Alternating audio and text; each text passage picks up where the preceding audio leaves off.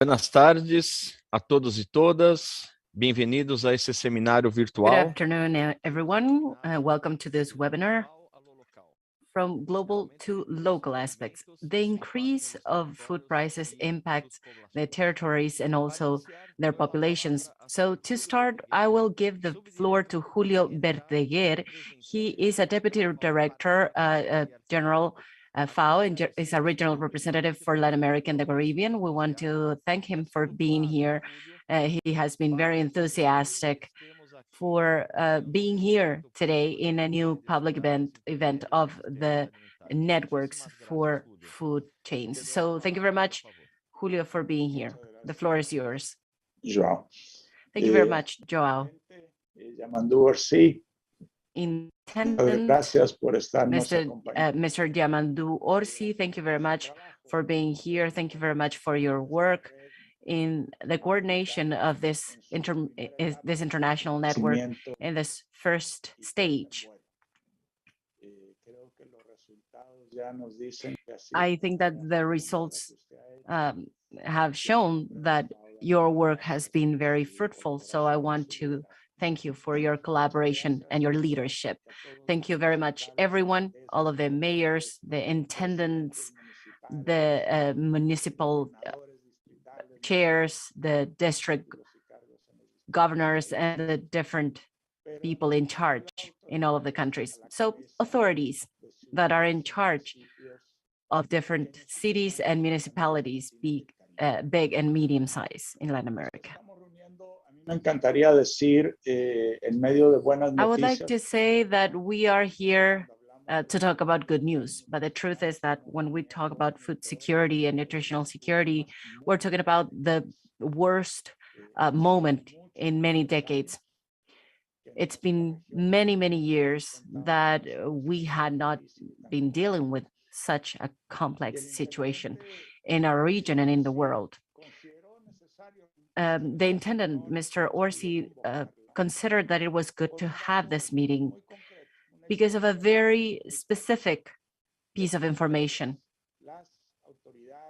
And it is that you, the authorities of these municipalities and cities and local governments in general, medium and big, medium and small size in Latin America, you are seeing the big majority of the people that are suffering of hunger and malnutrition.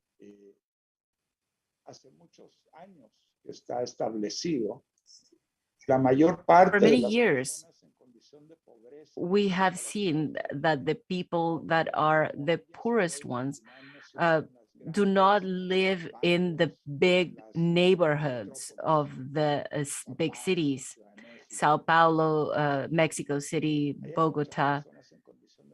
There are many people that are poor that are not in those areas. The majority of people that are suffering from food insecurity and hunger in Latin America and the Caribbean live in cities that have less than 1 million inhabitants and in the proximities of those areas. So you are the ones that have to deal with that problem in the first line. So that is why what you do is going to be decisive to be able to avoid or to mitigate the suffering of the people. It's 55 million people that are suffering this, that are living in hunger conditions. What does that mean? This means that these people in a chronic way, not a week, not a day, but in a chronic manner, they do not have access to enough food as to meet with their basic energy requirements. And apart from this 56.5 million people living in hunger condition, we have 268 million people that are suffering through food insecurity in a moderate or severe way. So it is actually 268 million people in the world. I I cannot understand this. I cannot say this strongly enough. It is just unacceptable. And it is really a catastrophe that it is unnecessary, because in Latin America and the Caribbean, we have all capabilities, financial, institutional, technical, to be able to eradicate hunger. We did it between the year 2000 and 2015. We decreased the number of people living in hunger conditions, but this topic has just gone out of hand in the last years. And the FAO has had to say, we are worse than last year. And every year is like that. But now the leap has been just catastrophic with the pandemic, but also after the pandemic. Almost 4 out of 10 people in this region cannot get enough food. 4 out of 10. So in your municipalities, probably it's more than 4 out of 10. That is the problem we're addressing today. And these are the figures of 2021. It is not the figures that we have today with the inflation rates that we're having now. The immense amount of countries in Latin America, and there's just a few that are not, but most of the countries in Latin America and the Caribbean, the last reports of their inflation rates of food, not general inflation rates, but just inflation rates for food, is at 10% or more. So these figures are just terrible. It's a disaster. Over 10% of inflation in food prices. We're going through a social catastrophe. And I insist, the big amount of those people, of those children, of those women, of those men are in your municipalities, in your cities. You are the first ones to respond.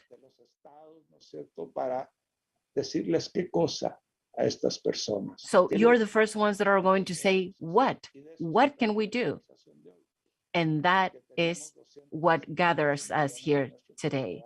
We have 268 million people suffering, and we need to respond. And we are here as an organization of the United States, of the United Nations, organization as the FAO, to help you. We are here to help you, to learn how we can help you to respond, because we need to respond. When we have these levels of hunger in history, it is registered that these levels of hunger come from lack of stability, social and political instability. And it wasn't quiet enough before. We had crisis before this. So we are seeing a crisis of different natures. So this is the conversation that we have to have today. We want to answer to the question of what we can do to help you. Thank you very much. Thank you, Julio, for your initial words. The seminar is being broadcasted through a YouTube channel, the FAO channel, and the Twitter channel for Latin America, and also the intendency of each one of the members. I want to greet you all, everyone that is following us here today, and we want to also invite you to share your different opinions in the different hashtags that you know about. Another key institution that is related to the consolidation of the network has been the intendency of Canelones in Uruguay. They have had a big commitment to chair this process. I want to invite the intendant of Canelones to take the floor and to give us their perspective of what is going on. Mr. Yamandu Orsi, please go ahead.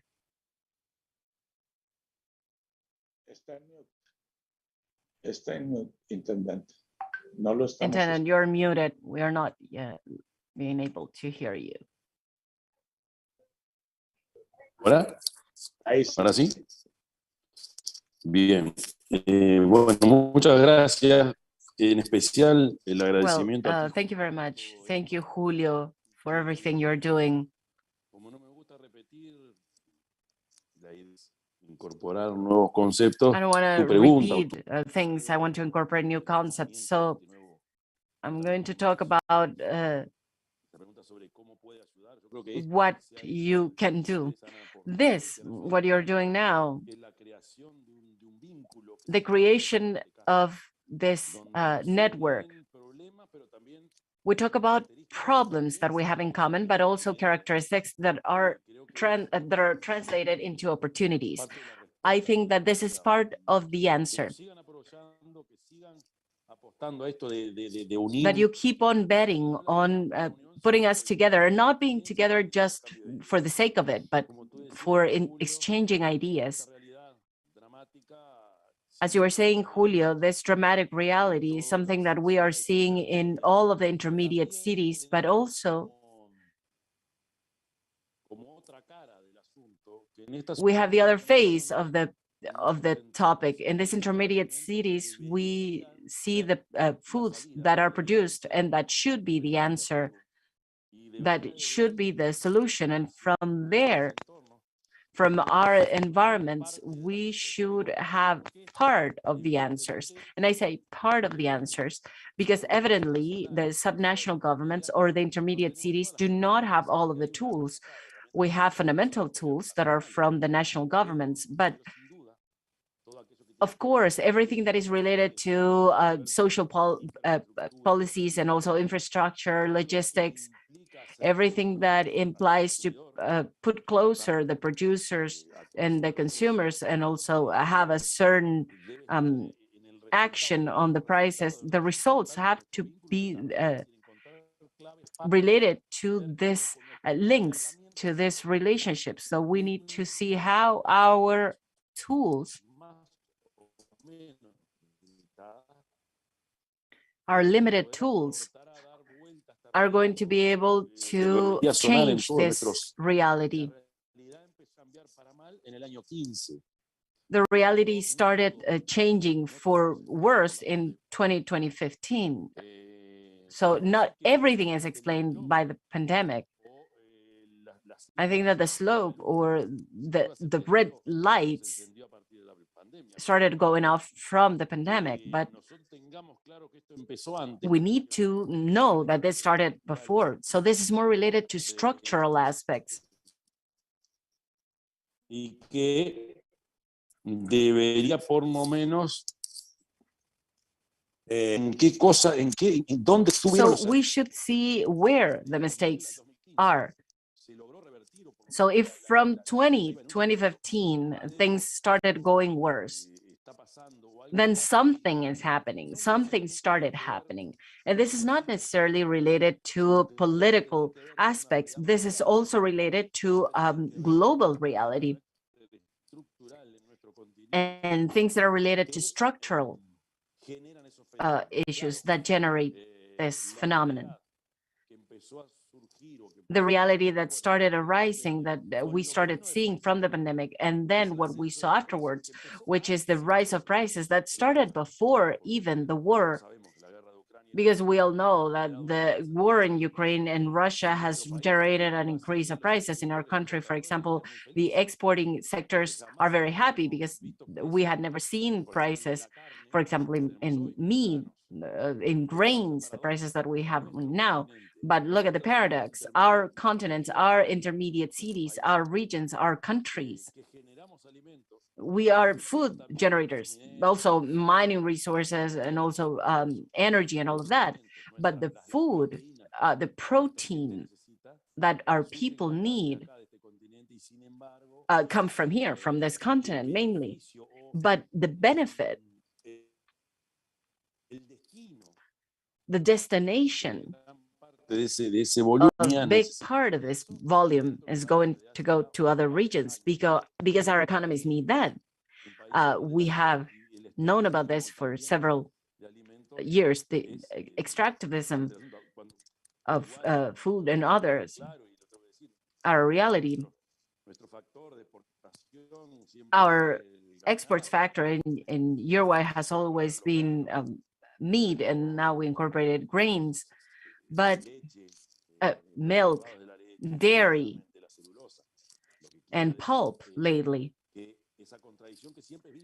But this contradiction that we always saw, that from the countries where we produce the foods, we have difficulties to get food, today is even more serious. It's even more obscene when we see, when we look at the numbers. This continent, it is such a varied and rich continent in protein, in natural resources, that we are feeding big part of the world. The volumes of exports that go to Asia, for example, are huge. However,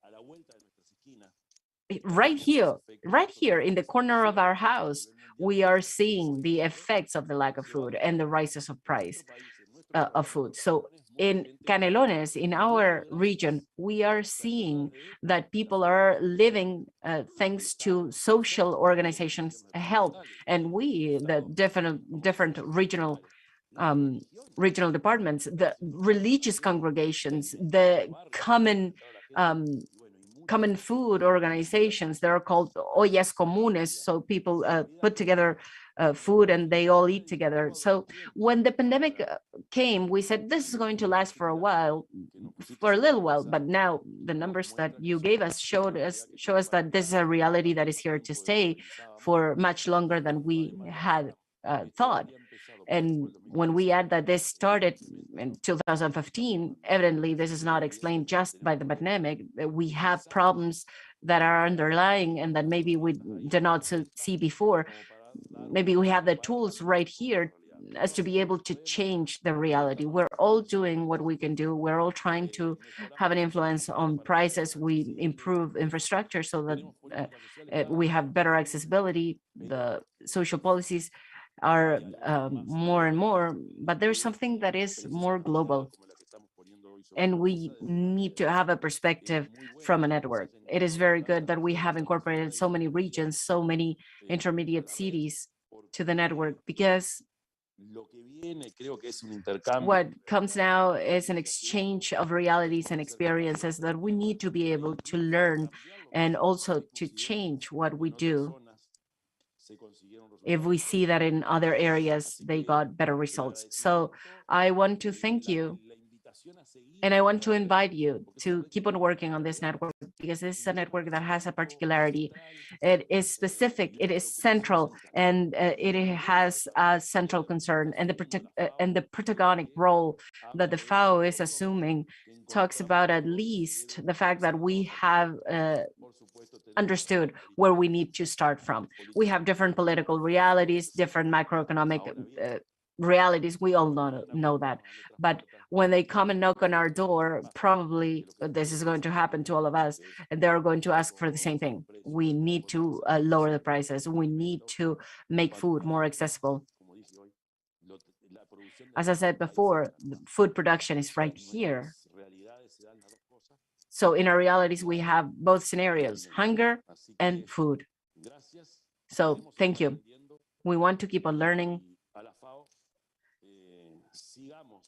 And to the FAO, let's keep on giving support. I think that you have a lot to give us, not just in volume, but also in intelligence and in opinions. Thank you very much. Suas palavras. Aproveito para agradecer a ti e a tua equipe, que com muito entusiasmo. Thank you, Intendant. I would like to thank you and your team that has led this group very successful. I would like to pass Sara Granados, who is part of this, especially a specialist in food systems in the governance of FAO. Thank you. Very good morning to all of you who are here. To begin with the technical agenda, I would like to invite Benjamin Davis, who will be who is the director of inclusive rural transformation and gender equality for FAO, and how this is impacting our territories and areas in our region. You have 20 minutes, and I will let you know when you have 2 minutes to go. The floor is yours. Thank you very much, Sara, and thank you for the invitation to be here with you. I will share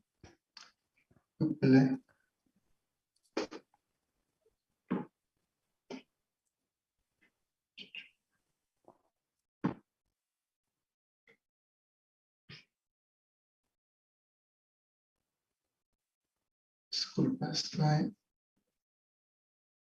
acabo de cambiar mi...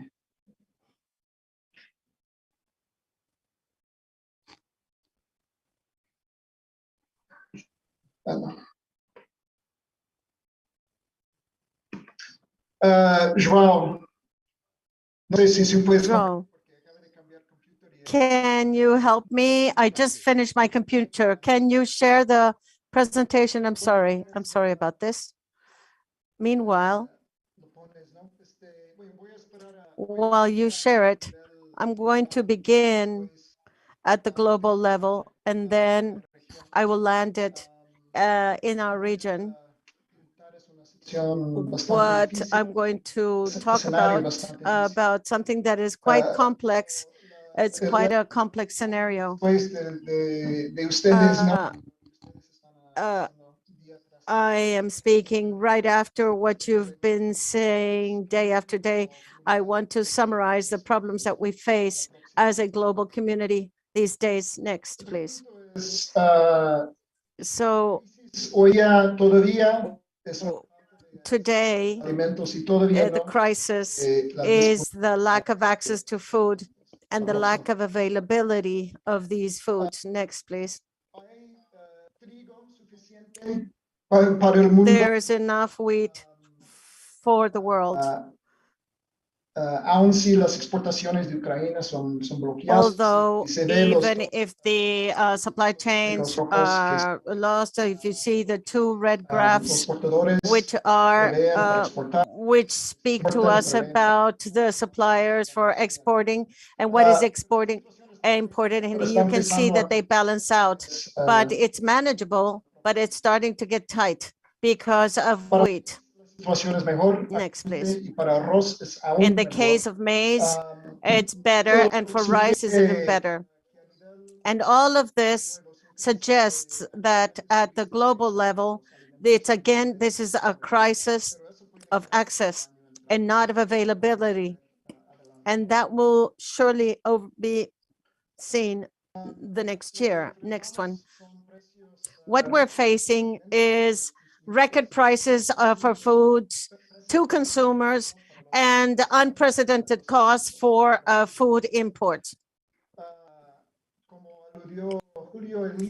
As Julio referred, the price index for food at FAO reached its maximum historical level in March 2022. What it can be seen in blue on the left-hand side and on the right-hand side are different products. 23% higher than a year ago. What does this mean? It means that we are in a scenario of record prices to the consumer. This takes us to record costs for the import of food at the world level. But for countries that are most vulnerable, they are beginning to have problems to pay. Therefore, in this first line on the left-hand side, you can see how the increase of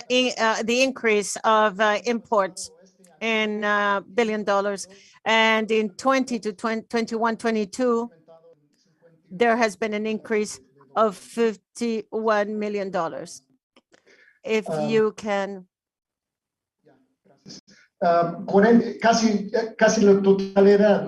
Almost the totality of this increase in costs of the observed changed. And if you continue moving the arrow, and what you see at the bottom is the LDCs, the countries with less development, has been a reduction of more volume.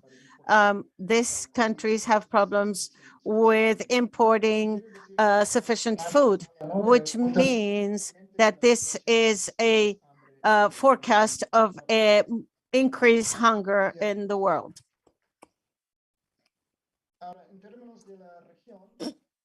Now, in reference to the challenges that the region faces, we have an increasing cost of imports for foods in the Caribbean.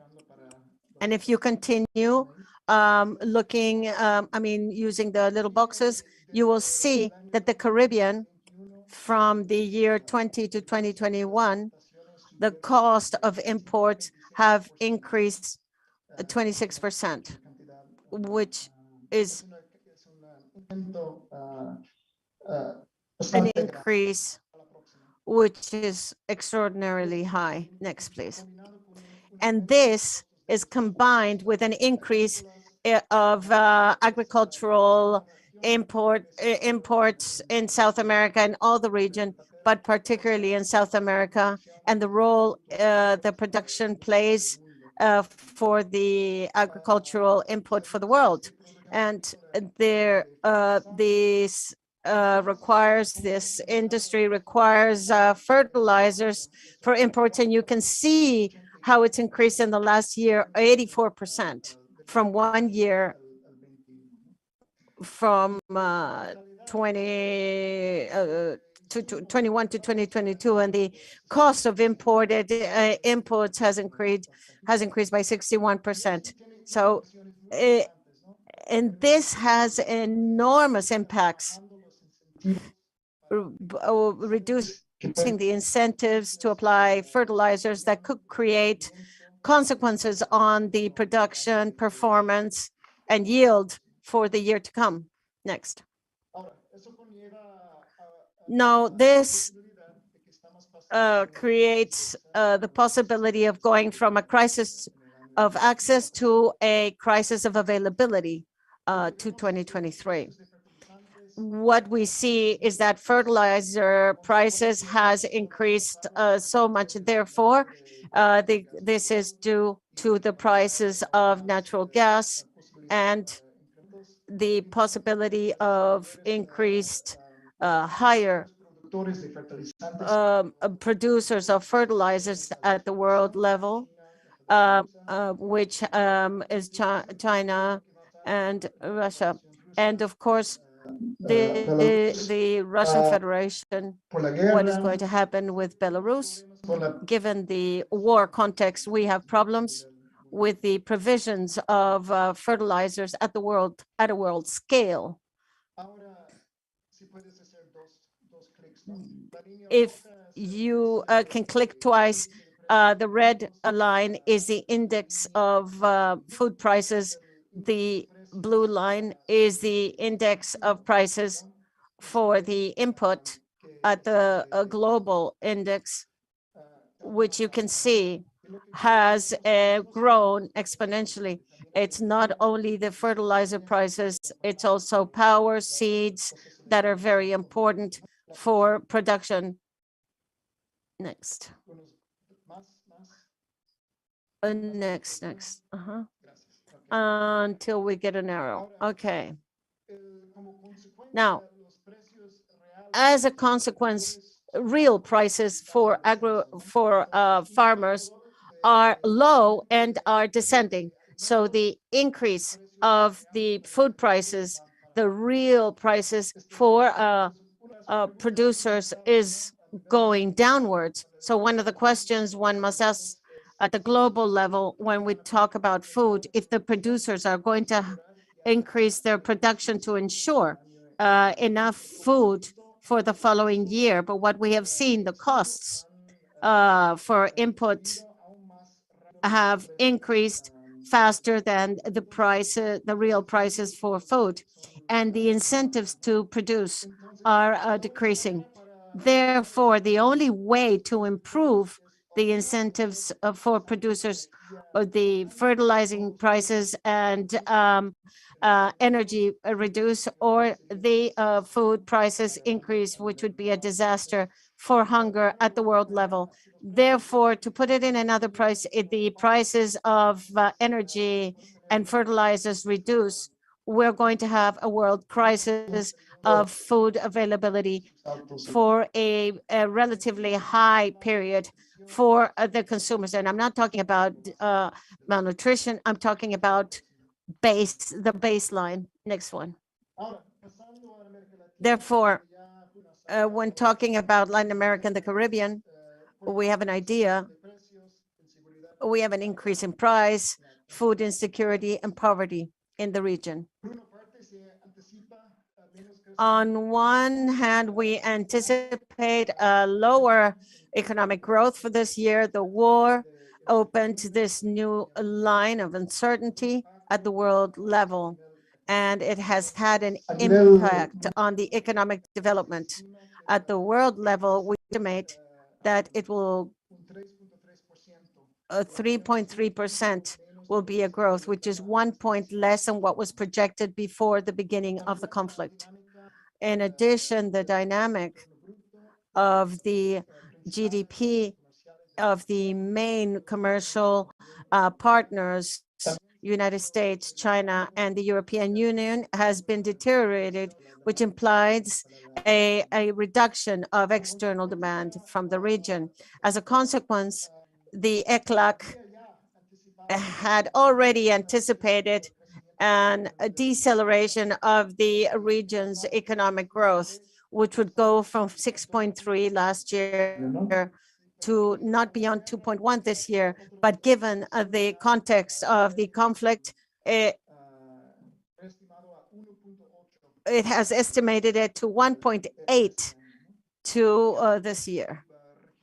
And at the sub-regional level, as can be seen, South America will grow 1.5, Central America and Mexico 2.3, and the Caribbean 10.1%. As Julio already referred to, the regional inflation has gone from 6.6 last year to 8.1 in April of this year. If you can mark and observe exactly the increase of the first 4 months of this year. Next. Food and energy were the main causes of inflation of last year. And you can see this line, which is the index of prices to the consumer. And you can see that it is even higher than the rate as a total. Next, but there is also heterogeneity in inflation for countries in the region. The reddest or orange are the countries that have the highest inflation for food and consumables, 23%,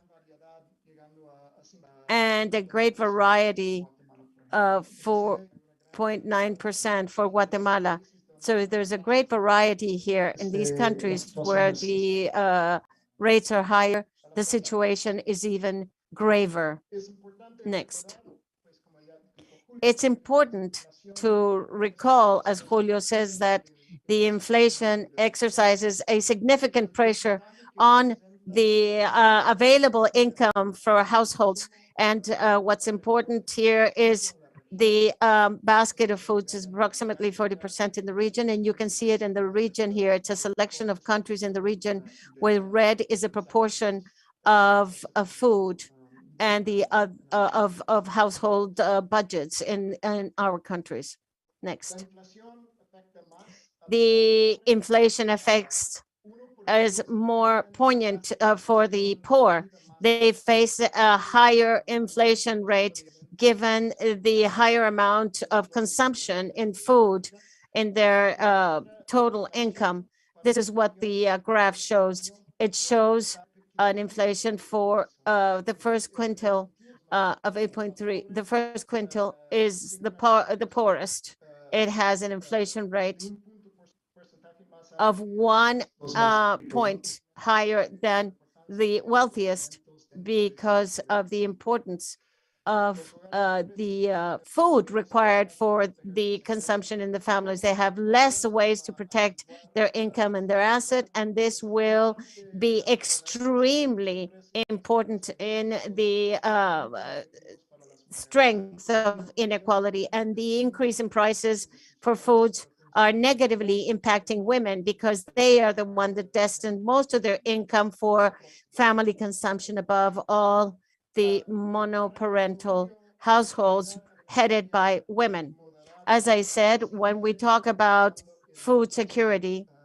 It will continue to be implemented in 2021.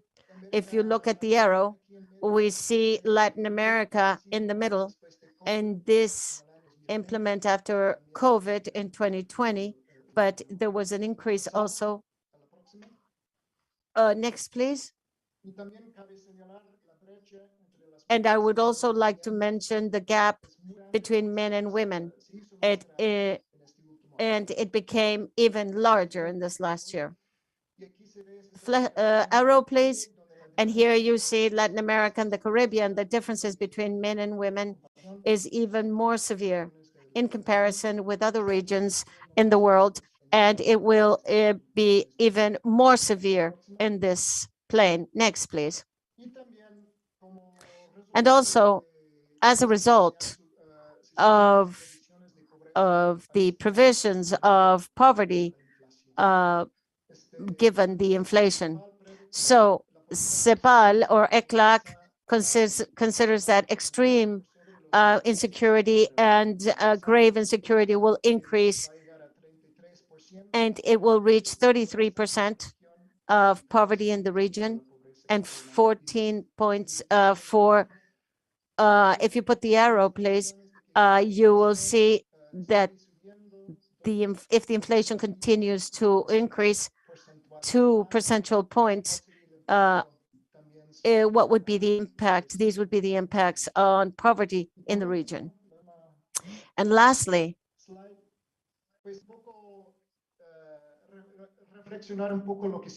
we need to reflect a little bit on the public policies. In many countries have responded to their inflation, trying to influence on the prices.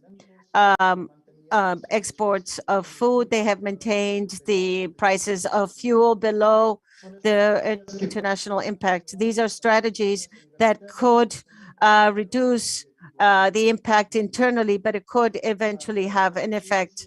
The historical experience indicates that the commercial restrictions tend to make the crisis even worse on the international arena.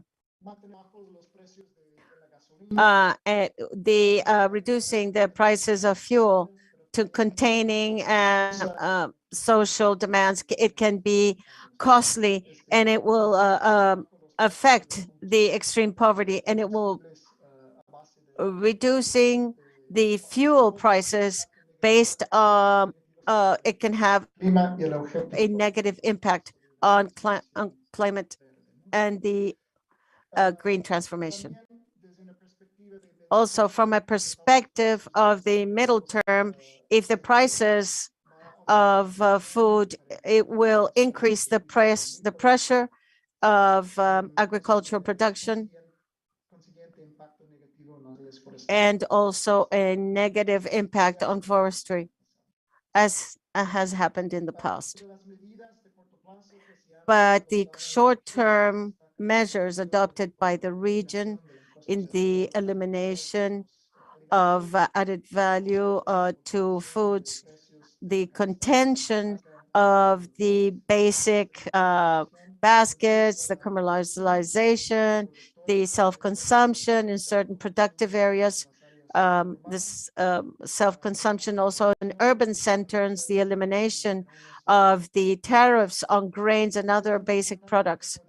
This is very important to recall, that the importance of the reduction of dependence on fertilizers and improving the efficiencies of fertilizers and developing alternative modalities for fertilization. And lastly, let us not forget the significance in the need of centering ourselves on the needs of the most vulnerable, the poor, the women, with social protection, as with a focus with the support, immediate support to populations through nutrition, but also to retain this focus that has to be nutritional, particularly when the focus to ensure this focus. Thank you. Thank you very much, Benjamin. It is an enormous privilege to have a rigorous analysis in that which relates to the situation of the rise of prices that we have focused on. We will go from the local, and we are going to share some experiences from municipalities and members of intermediate cities of specialized food systems with Brazil, Peru, and Ecuador. We're going to have a presentation by Alexandra Josniakli, who is from the Social Assistance Municipality Araucaria, who is going to talk about how they're using different tools, different regulation tools for the increase of prices. Welcome. You have 5 minutes for your presentation. When you have 1 minute, I will refer and advise you. Obrigado pelo convite. Vou falar em português, vou tentar falar pouquinho. Thank you very much. I'm going to try to speak a little bit slower so that you can understand. I would like to understand for sharing this experience. I think that this is one of the most important moments to share experiences. I'm going to speak a little bit about our experience here related to our legal framework and other things that are related to the nutritional aspects. I am going to talk about our legal framework in the network that is related to food security and nutritional security in our municipality. I also want to thank the mayor and the National Secretariat of Municipal Assistance. So they are here in the conference. I am a nutritionist. I work in the municipality and I coordinate the food security aspects. I have a little video to show to you. This is what we do. This is just to tell you what you do. So please, if you can play it.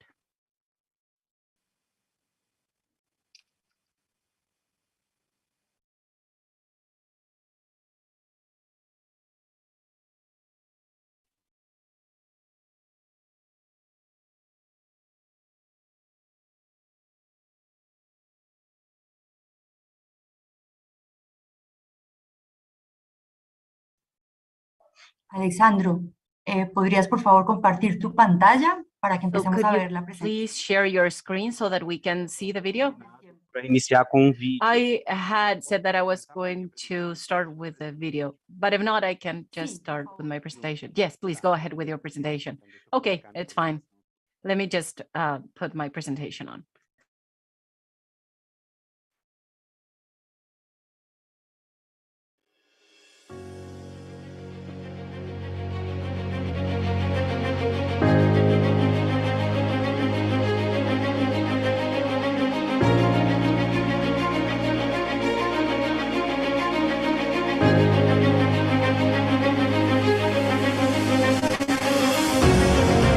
Existen lugares realmente increíbles. There are places that are really incredible that put together nature, modernity, and social development. The city of Araucaria, it is like this.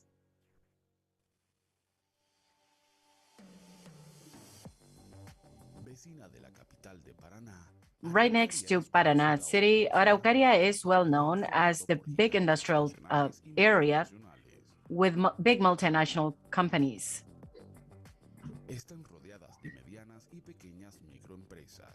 They have big and small companies, local and international. This turns Araucaria Industrial City as a big production company responsible for 10% of the income of Paraná city. The production of the city is transported efficiently through the highways and railroads. Fast connections and close connections to Paraná and Itapúa ports, and also to Alfonso Pena Airport.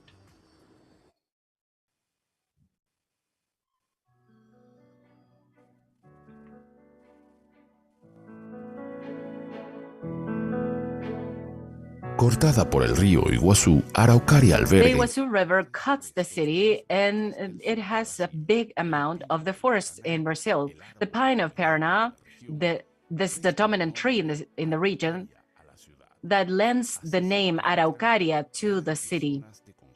We have big conservation areas, also dams and parks.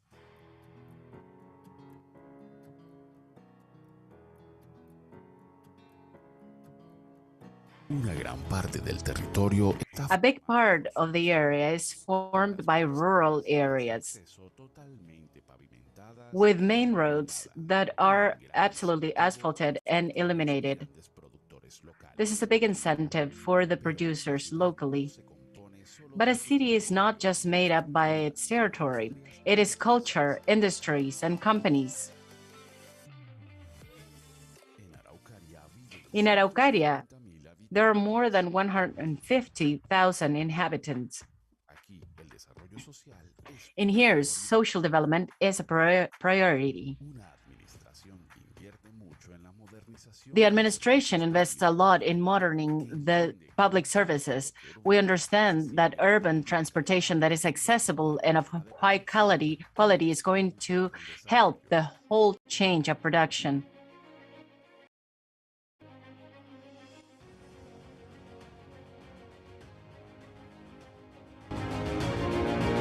Araucaria, una ciudad acogedora. Araucaria, a welcoming city.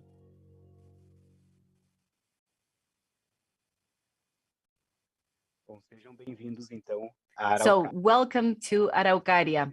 I am going to show you, and I'm going to speak about our things that are related to our legal frameworks related to food security and nutritional security. We started investing on food security in the municipality, and we had the intention to guarantee these policies so that they could have continuity in time for people that work in the municipalities. So if you work in municipalities, you know that this is difficult to have continuity in public policies because these are programs that are related to a specific government. So when the government or this mandate finishes, then the programs also finish. So this is the first step that we started working on in things related to nutritional and food security in the municipality. I'm going to talk about how these demands arose for people to start working with these demands. The municipalities started to create in the area of the municipality a municipal system with different instances that are going to guarantee processes and the formulation of public policies in terms of food and nutritional security. In the first instance, any type of policy to be successful need to have a social backup. So we had a council that is formed by the civil society, so by representatives of the civil society that bring their demands that are related to their demands in food security and nutritional security. So for them to be taken into consideration, we had our conferences and our meetings in terms of food security and nutritional security. These are spaces where the population through representatives bring their concerns in terms of food security and nutritional security. So all of these things, all of these inputs are checked by a governmental instance that is going to talk with the Chamber of Nutritional Security and Food Security. This is made up by government officials that are responsible for formulating a document that it is very important.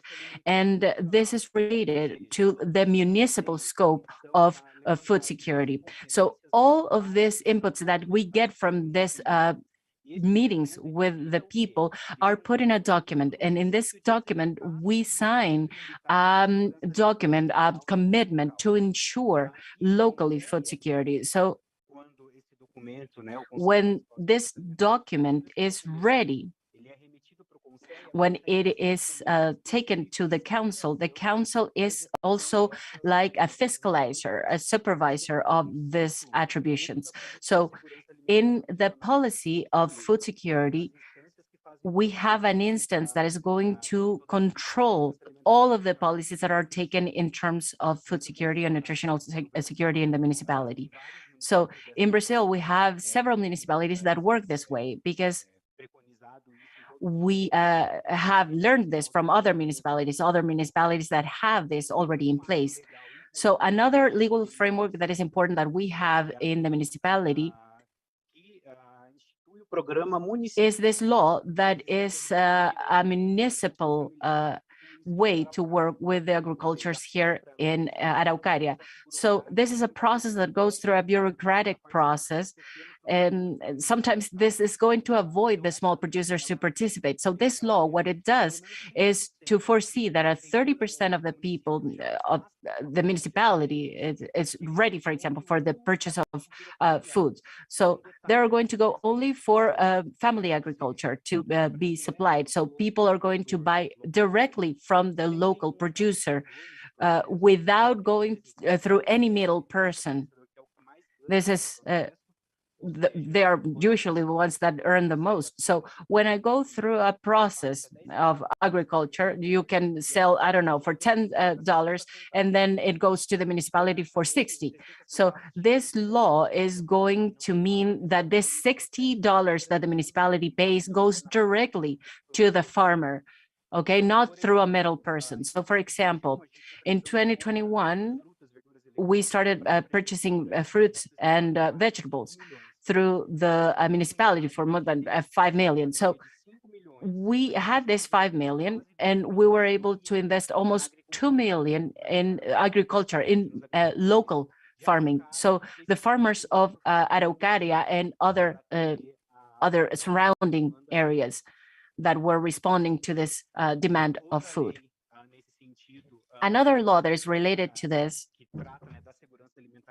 that talks about nutritional and food security is a law that is called the Program of Environmental Food or Sustainable Exchange. So we are going to promote buying food for farmers that are in social vulnerability. And we also talk about the environment sustainability. So how does this work? We have certain people that can use certain materials that can be recycled, and they exchange this product by certain foods that are minimally processed in family farms. So for example, in Araucaria in 2022, we had 18 million families that were enrolled in our unique registry. So this is a point of access to the families of Brazil for any kind of social benefit. So it's these families get they're here in this record and they get benefits. So we're talking about 150,000 inhabitants, and about a third of the population is in social vulnerability. So in this process, we are able to attend this this concern and help this socially vulnerable families. So we work on social, on environmental responsibility. We separate the trash or waste, what can be reused. And also we can we can purchase foods in a specific food program for support to these local farming families. So this is also related to food security and nutritional security. We also have an initiative through a law. This is a municipal policy for food and nutritional security. The first initiative that we have is a law that in a way rules this nutritional and food security, not with that name, but it is a way, it is a first step to see what research, what we're going to need. It is a diagnosis. So it's something that foresees what we are going to need in terms of sustainability, environmental sustainability, healthy production of food. Por favor, para que vayas cerrando. You have just one more minute, so you start closing. Yes, I'm getting to the end. Thank you. So these are the initiatives that we also have related to the possibility of working at a municipal level in this food nutritional security. And there are also some initiatives that are still a draft, but we are in the final instances already, and that are going to help to guarantee more creates a fund to fight hunger in the municipality. So we are going to guarantee that we're going to have resources to work on this aspect. These resources are going to be linked to an evaluation to the municipal council that is going to have an empowerment to the social civility, the civil society. They are going to be able to participate. And we also want to have these discussions that are related to guaranteeing food and nutritional security. This is a legal process that is going to be finished soon, but it also has it is related to this topic of nutritional and food security. As I said before, we're working a lot on this aspect, and one of these big works that we have had is this. We do it through the municipalities so that the different programs that we have continuity into the next administration. So I don't know if you know a sociologist from Brazil that has worked a lot on things related to hunger, and he has an article that I can share with you afterwards that it's called The Soul of Political Hunger. So this is to understand that we need to have a willingness to stop hunger, and this willingness has to be political. We need political will to be able to work internationally and also nationally. So this is what I wanted to convey to you to this debate. Thank you very much. Thank you, Alexander. Thank you for sharing your experience from Araucaria. Now we're going to continue with Ecuador from Chone. We are going to welcome Ingeniero Roberto Rodriguez. He is a mayor, and he is going to then leave us with Carlos Santiago. So please, the team of Chone, you have just 5 minutes. So go ahead, please, Mr. Mayor Carlos Santiago. I'm going to let you know when you have 1 minute left. Thank you very much, Sara. I greet you all from Ecuador, from Chone. Thank you for allowing us to be part of this great project. As the people have said before, the problem is real. This is replicated in many, many parts of our continent. And this is, our continent is also the one that is going to help the world in general, the countries that are richer, but that in reality, in our territory, we are dealing with the raises of food prices, the problem of the pandemic, the war in Europe, and in our cases, the social problems that we have had. For example, we have had strikes in my country, and that increased the food prices and the difficulty to access to food. So this is even more important in the more vulnerable population. So we have a project that is related to the attention, the comprehensive attention to our children, our people, to be able to eradicate hunger in children. We have called this happy tummy. So we are replicating this to all of the sector. I want to thank you again for this opportunity, and we're also always happy to be here learning from the FAO and from all of you. Thank you very much, and a big warm hug to all of you. So please, Carlos, go ahead. Thank you very much, Mayor. I want to thank you all for being here. I am Carlos Coronel. I am part of the municipality. I want to thank my mayor, and I am talking about what we're doing in Chone.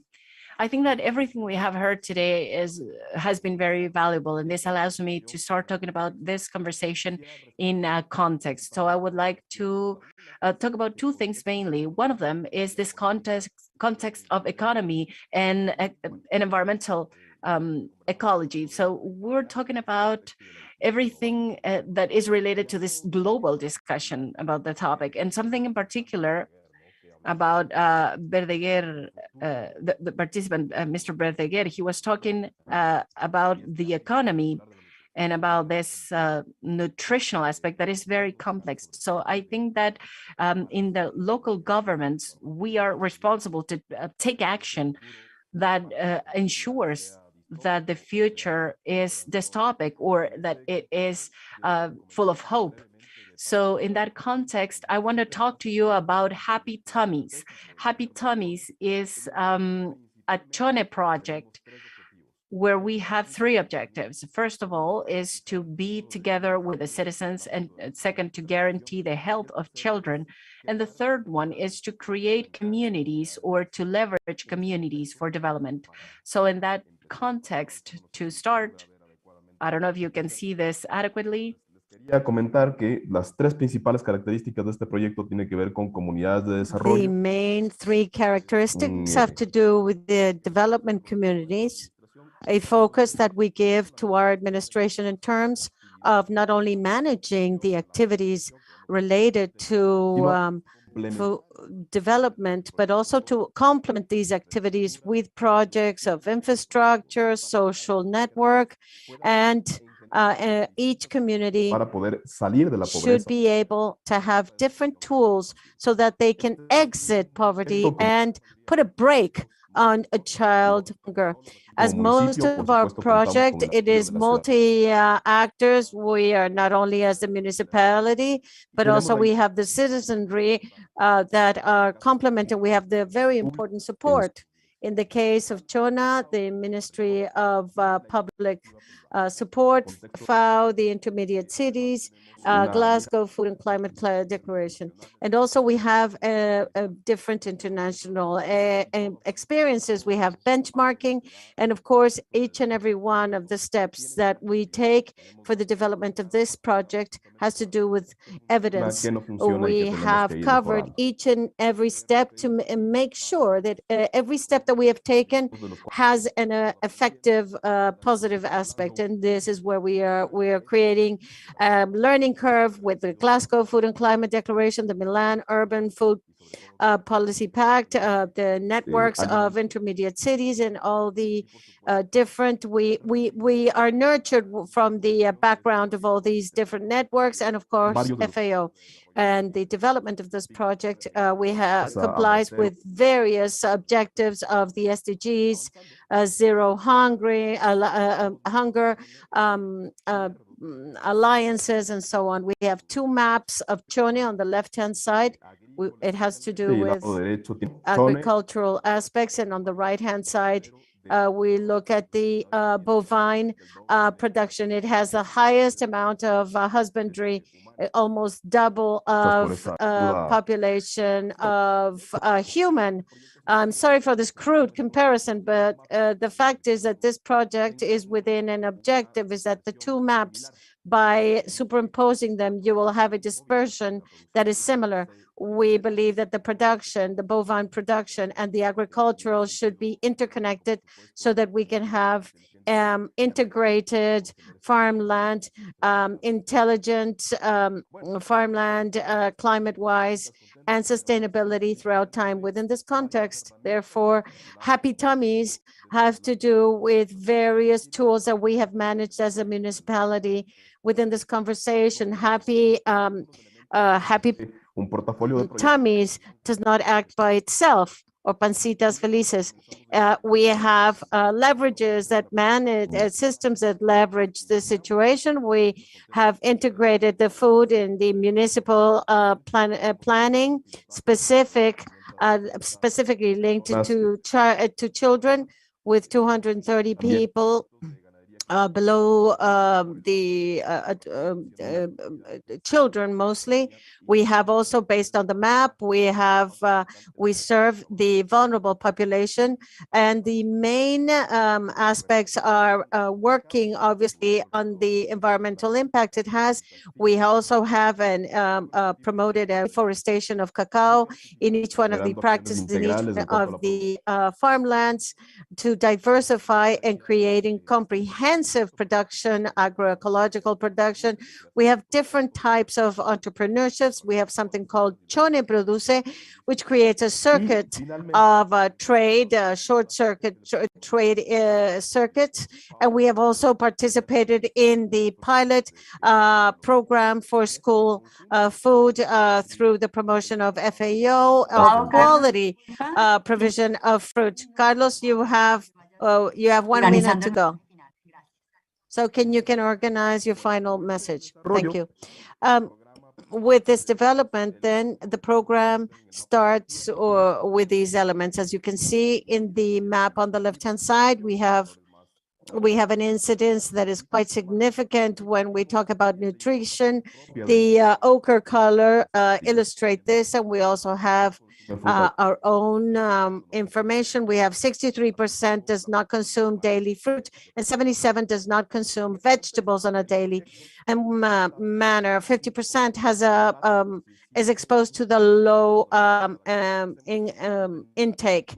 And so we have 5 components. We have the data, we have the entrepreneurship, nutrition, which has fruit that is local. It has to begin with the entrepreneurship. They sell their production to the project, the self-production, also to promote neighborhood orchards and home produced orchards, and also information that is shared to the families to better consume these foods. These are the components of the project which are available in all these different areas. We're talking about the local government per se, the local entrepreneurship, the total amount of these entrepreneurships. 80% are led by young women, the Ministry of Health, the Ricolto and FAO, which provides international experience, a community, of course, that are promoters of the sustainability to ensure that everything that's managed by the municipality and entities achieve the children's enter their growth curve as appropriate, and also the private initiatives which manage the provides complementary medicine and kits for the projects for girls and boys between 0 and 6 years of age. And finally, I wanted to comment also that we have considered 3 aspects that refer to the price of food, promoting comprehensive that we avoid. Secondly, the food offer, and not only for people to have food to consume themselves, but also that production should be managed in a more nutritive and harmonious intake, and the strengthening of productive change to increase the level, and so that the prices will be leveled. And this is in terms of the project. And to conclude, there are 2 lessons learned. The systematicity, each step that we take depends on a previous step taken. If we had not developed an environment of entrepreneurship, we would not have entrepreneurs that could manufacture, for example, yogurt under sanitary conditions. The alliances that we have achieved have been fundamental. The project, there is a conflux of 5 municipal departments that manage the project, and as you can see, we have the support of private, FAO, Ricoto, and also all the organizations that want to be a part of this effort. As far as the challenges, we will always have the challenge of sustainability. We believe that this project has to find their own channels for development. Also, we have the fundamentals, the comprehensive improvement of family life. Every family, in addition to the income that is provided, but they generate their own income so that they can access good quality food for their families, that people have income and work, of course. And another challenge, of course, broadening the coverage of this project so we can continue supporting more families in this community, not only one kit, but support the orchards, the communication, creating concrete work for safe drinking water access. Thank you very much for your attention and for this invitation. and we are here to learn and also to communicate what we have learned. Thank you all. Thank you very much for the team at Chona for sharing that experience. We go to the third panel, Mr. Jorge Ayarza, who has been involved in Peru. His presentation is about food security. The floor is yours, sir. When you have 1 minute, I will advise you. Thank you.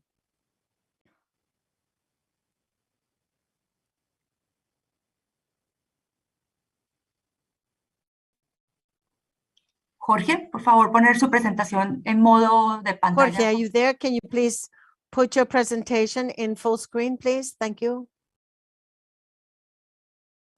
Al menos no estoy escuchando nada. Sara, no I sé si- can't hear anything. I can't hear Jorge either. ¿Me escuchan ahora? Sí, ahí está, muy bien, perfecto. Can you hear Adelante. me now? Yes, yes, very well. Please, Jorge. Thank you very much, Sara. We want to share now the experience that we've had. If you are able to see the presentation, put it in presentation mode. On the bottom right, that's right. Perfecto, adelante, 5 minutos. Muy bien. Sí, Thank you. 5 minutes. yo voy a Thank you. I'm going to tell you about the experience that we have had here and to show you where we are located in northeast of Peru. We are the region, the largest region in the country, 30% of the Peruvian territory, and the province I belong to represents 10% of the country. We're 11 districts and 566 communities of mixed and indigenous peoples. What is the role of the municipality? We are the promoters of agro activities through the family agricultural geared towards the assurance of food delivered to populations that are vulnerable. What is the economic situation of Peru? This is the report coming out from the central bank from last year. We in South America and amongst the countries that have a high dispersion, we have 2% of to March. The rate is the lowest in Latin America, and we have a projection of inflation, effective inflation of 5.5%. So this puts us stable. We have an aspect of Peru sustaining itself. In the Loreto region of the province of Minas, it is a little bit more catastrophic because given the last study of 2021, the province of Minas in Loreto, we have 24 or 25 level of competitiveness. The response of the schooling, capacity of schooling has performance in primary school of 4.4. We have the lack of terrestrial transportation. The only way to reach Iquitos is through boats, passing through the hydrographic basin of the Amazon River. You have to come here through an air flight, which takes approximately 1 hour and 45 minutes. So this makes the region of Loreto a very Mediterranean area, and we don't have access to terrestrial connections. And this low competitiveness is mainly due to the employment, of course, the employment pillar promoted by the decrease in formal employment, and in certain main institutions due to the increase of homicide rates and the perception of insecurity. In addition, it has the last place in the list of importance in the country. And so the prices of products in the local market have increased. As some fruits, for example, compared to the city of Lima, the capital city, the kilogram of, for example, strawberries can be found at $5 in Iquitos versus $1 in Lima. For example, lettuce, we can find it in Iquitos at $6.5. And tomatoes, for example, in Iquitos is $1.5. Because the air freight is $3 per kilogram. And this makes us a region that is very far away from the reality of the rest of the country. So what have we done as a municipality to try to overcome these issues? We have created a program with small entrepreneurs. The municipality, through its social development chapter, it has designed a project. What we can do is to contribute to the struggle against anemia and child malnutrition, and against extreme poverty, and against COVID-19. We have a diversity of products that we're developing, the local production. Here I can show you some of the production for healthy foods that we have. You have to remember the Amazon and the area of Pairas is a province that survives from fishing and the extraction. Here, this region has very little culture in raising husbandry or producing, for example, vegetables, is breaking paradigms, because it has always considered that the Amazon region is an area where you cannot produce vegetables. So we are breaking down those paradigms, and we are, of course, producing the vegetables, fruits, and other necessary foods that we need for our areas. 49 rural communities have been intervened, and more than 4,000 direct beneficiaries. And we have approximately 17,210 direct and indirect beneficiaries in this entire process through entrepreneurial family. Jorge, you have 1 minute. Please try to conclude. Thank you. Yes, amongst these, we have also implemented the national strategy for zero hunger, where the municipality has hired local producers to include them in the family agriculture supply for food, for the school food program before the sanitary crisis, which has reduced the danger with good hygienic and healthy practices, guaranteeing safety, security of food, and providing 530 rations of food, serving 2 educational centers at the primary level. And this has provided very good results within the country.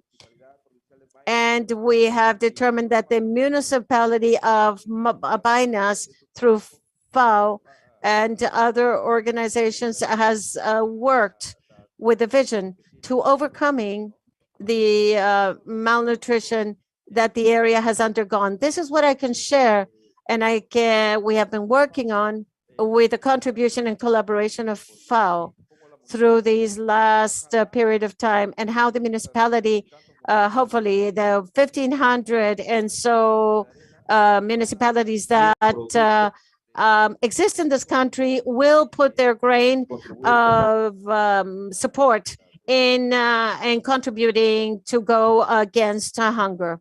Thank you. Gracias, Jorge. Realmente muy Thank you valiosos los very aportes de much. las Thank you very much, Jorge. Very valuable, the 3 presentations. We are a little bit short on time, so we will continue. We will now open a floor for a Q&A for the panelists, and just to round some of the queries that have appeared. And also, we will have Natalie Pinto. She is in charge of sustainable groups. Thank you, Natalie, for accepting the invitation. And we have a few minutes, so please take the floor. Thank you. You are very kind for having me in this space. And yes, we believe extensively in the enormous potential that exists to change food systems. I live here in Ecuador.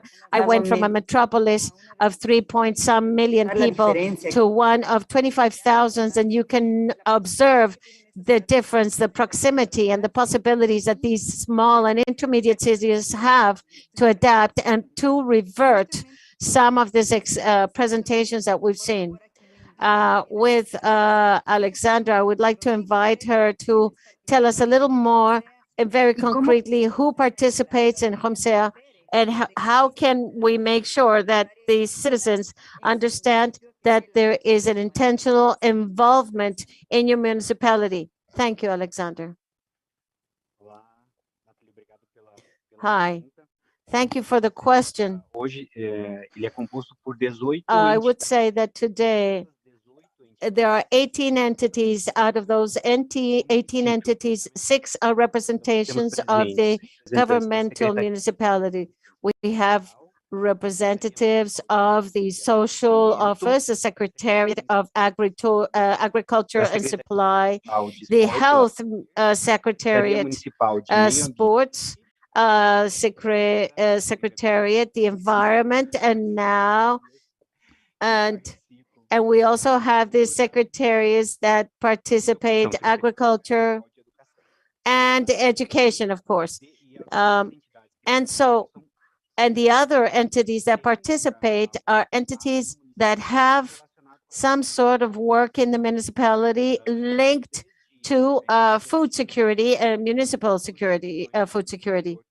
We are carrying out 2 organizations that participate in the council, and we also have institutions that serve the population for children and teenagers. We have a group that serves people that work within the Catholic religion.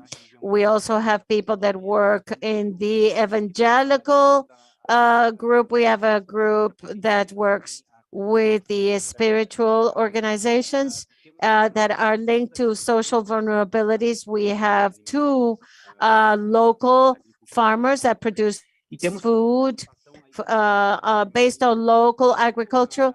And also we have permanent guests, the public ministry of the municipality, and also Amateur, which is an institute that works with us, and an important council that has another municipal, which is a school of food. They are permanent guests of this council. And this instance then are part of the control of these policies. Now, I got lost with one of the questions. It's perfect. That's exactly, precisely, Alexandra. Well, thank you very much. That's exactly what I wanted to hear. And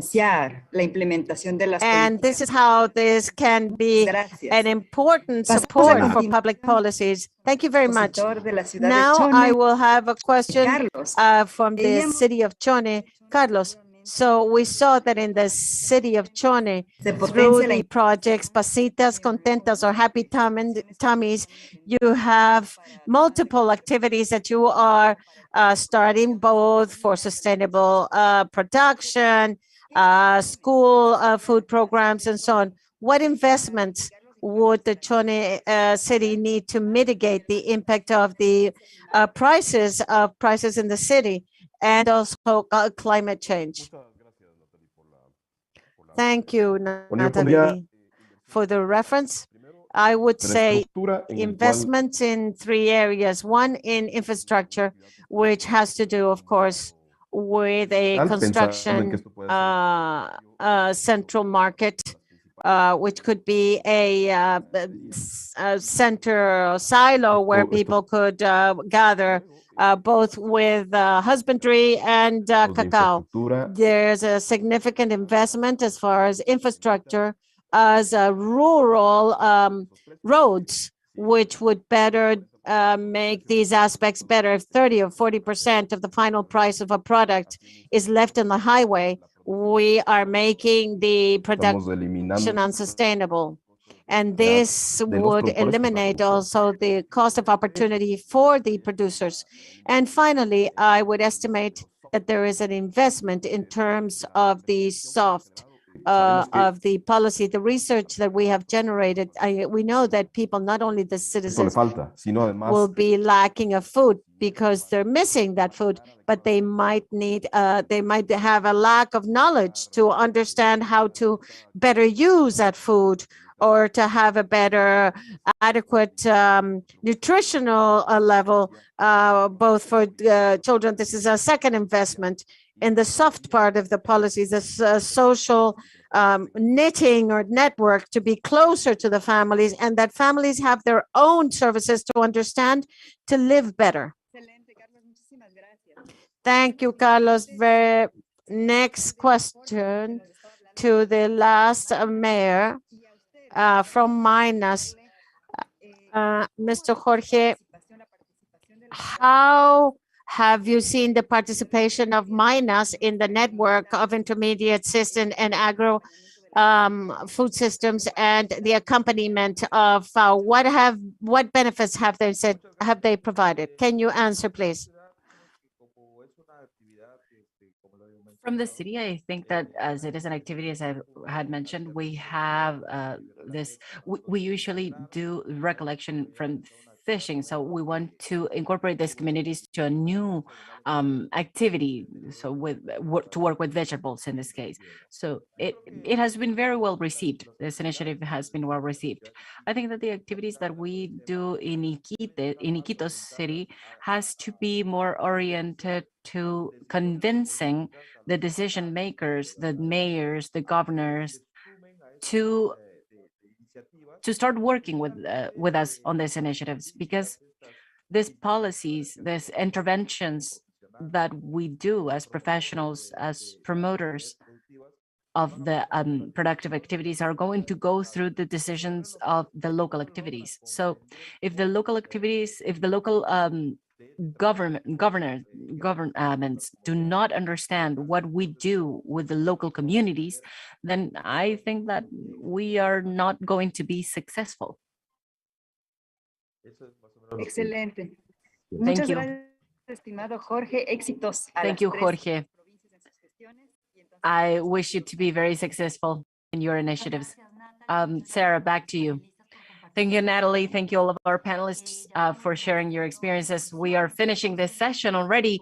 It has been very nice to share with you today and to hear about your last words.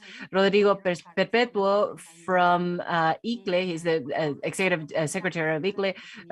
Could you please give us some closing remarks, the opportunities that arise from this discussions that put together the local and the international aspects? Hi, Sarah. I'm going to try to be as brief as possible and also to try to convey certain reflections that we have and that could be good to think about. This network that is now concrete about food matters. And I have been glad to be able to cooperate with the FAO as well. So first of all,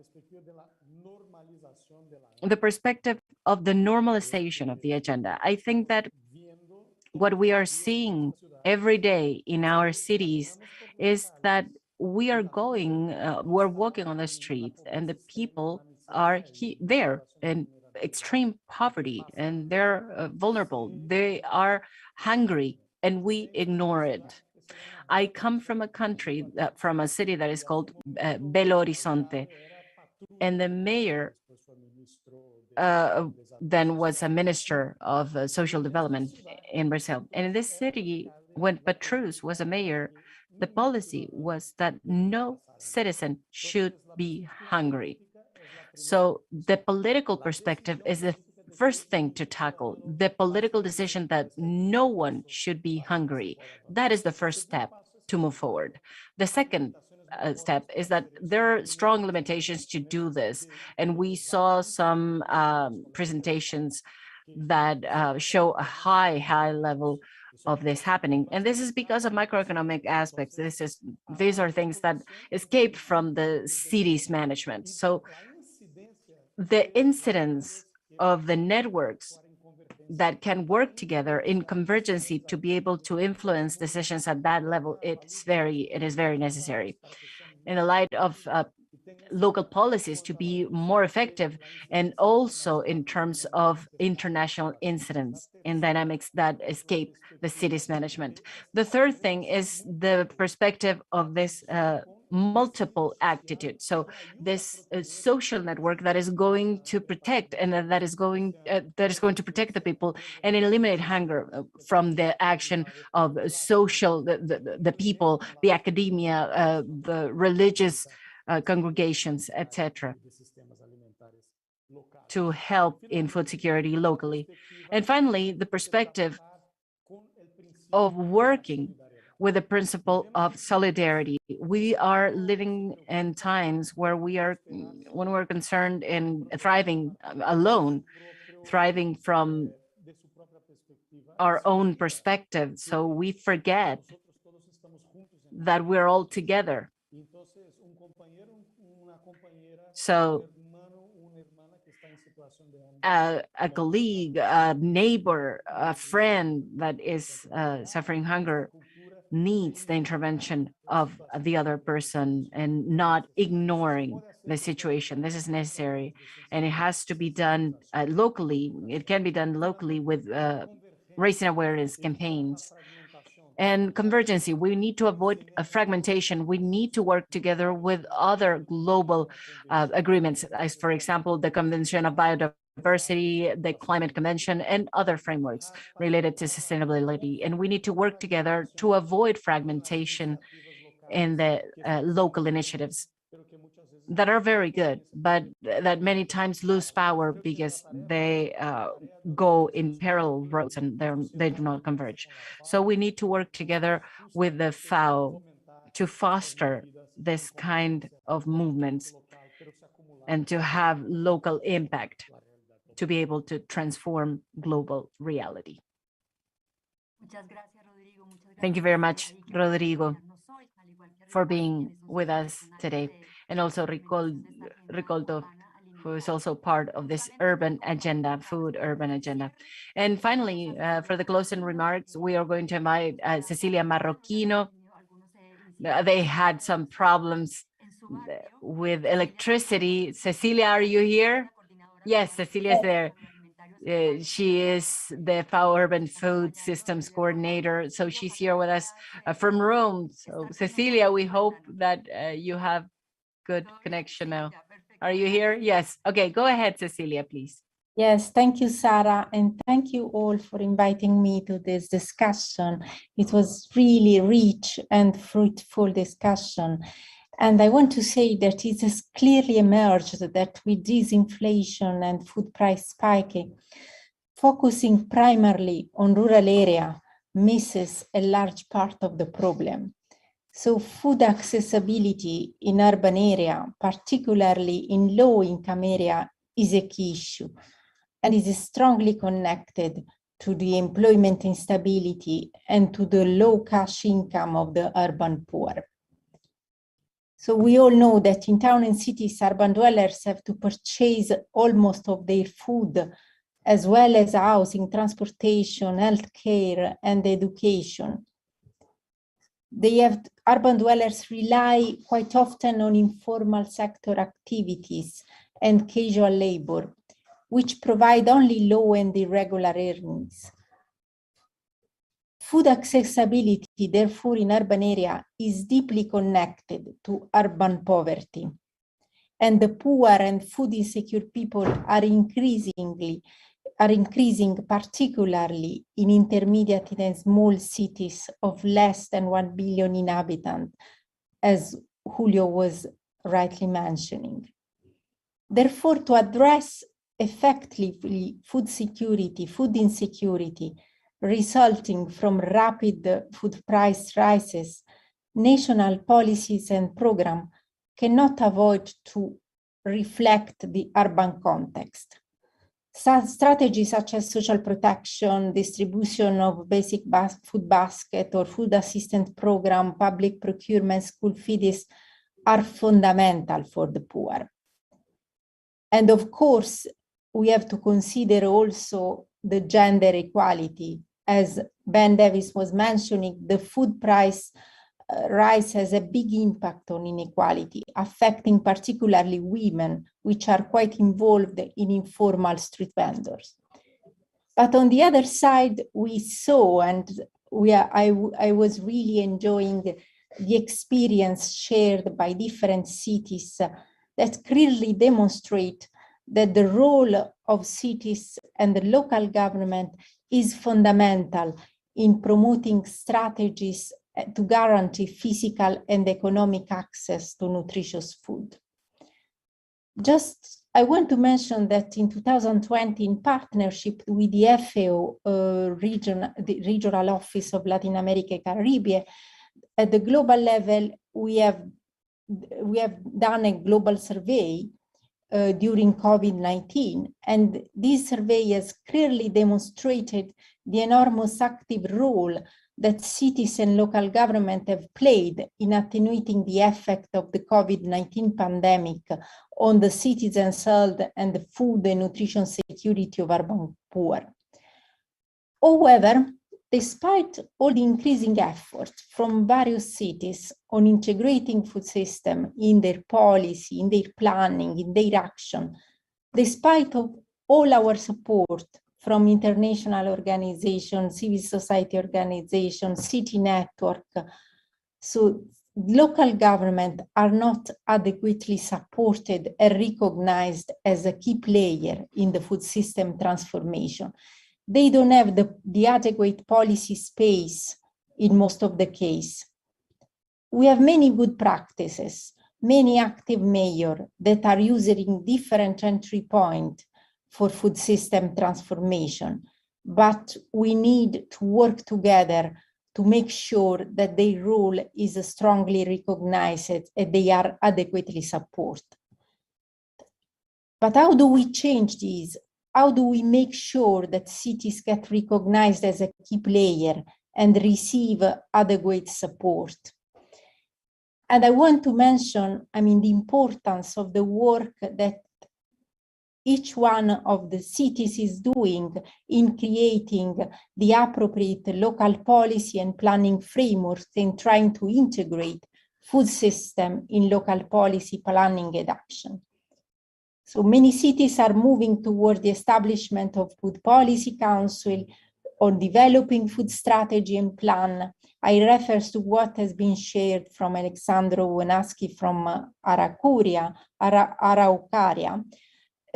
about the municipal food security and nutrition policy, about all the legal framework developed at the local level for mainstreaming food system into local plan.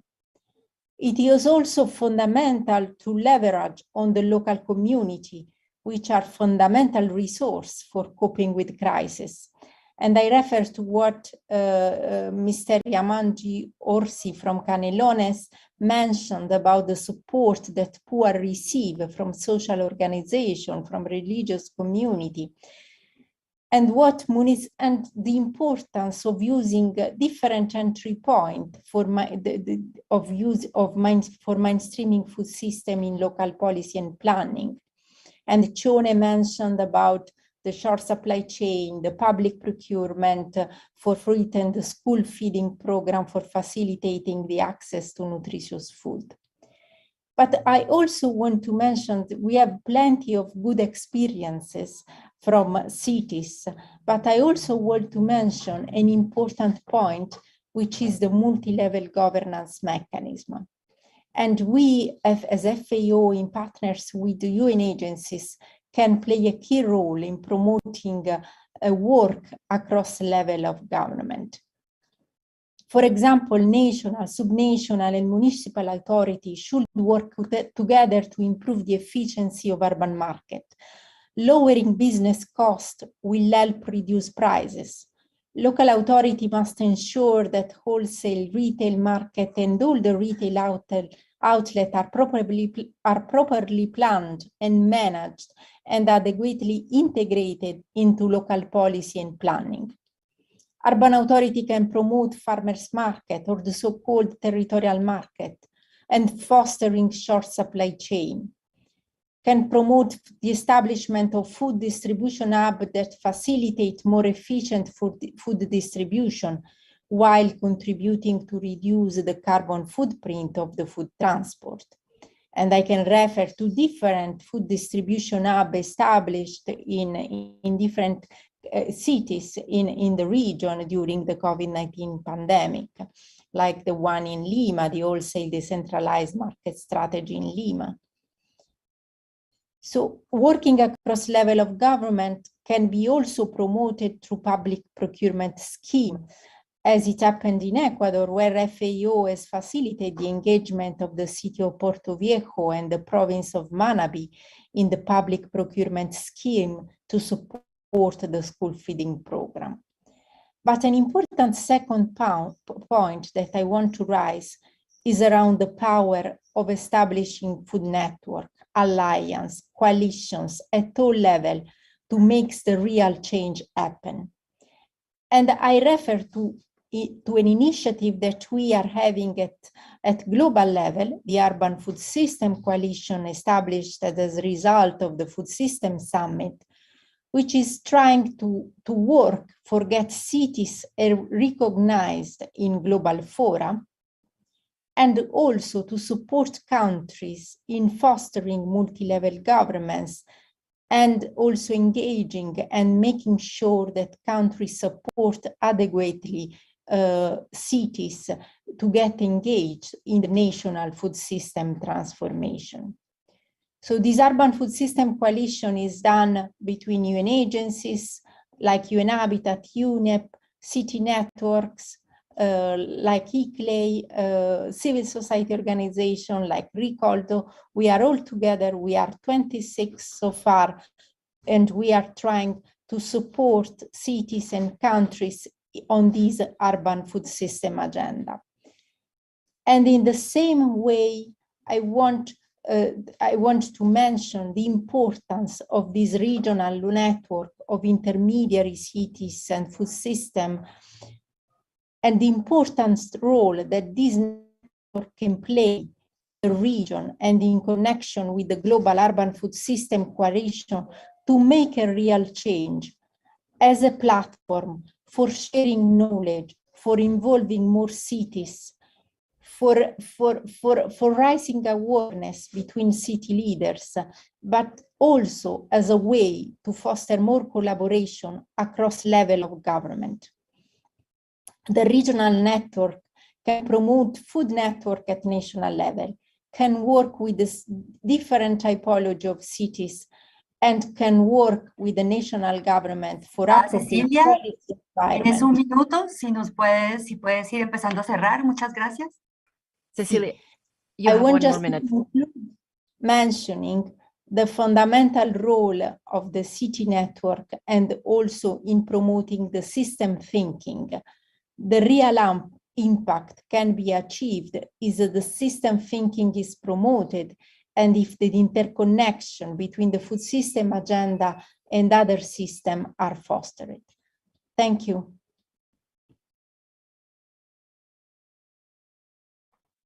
Muchas gracias, Cecilia. Thank you very much, Cecilia, for this final reflection. And thank you all who were here with us today.